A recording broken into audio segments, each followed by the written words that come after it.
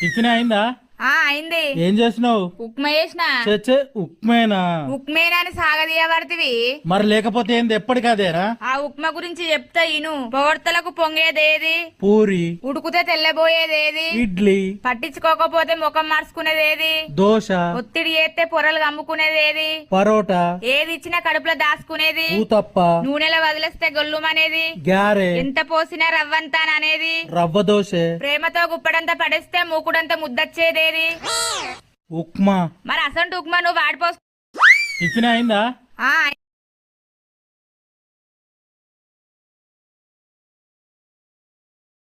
ఈ వీడియోలో చూసి తెలుసుకుందాం. ప్రతిరోజు నిమ్మరసం, కొబ్బరి నీళ్లు తాగడం ద్వారా శరీరం చల్లబడుతుంది. అలాగే క్రమం తప్పకుండా ఎర్ర మందారం టీ తాగడం వల్ల కూడా శరీర ఉష్ణోగ్రతలు తగ్గుతాయి. కుంకుమ పువ్వు కలిపిన పాలు తాగడం ద్వారా కూడా శరీరంలో వేడిని తగ్గించుకో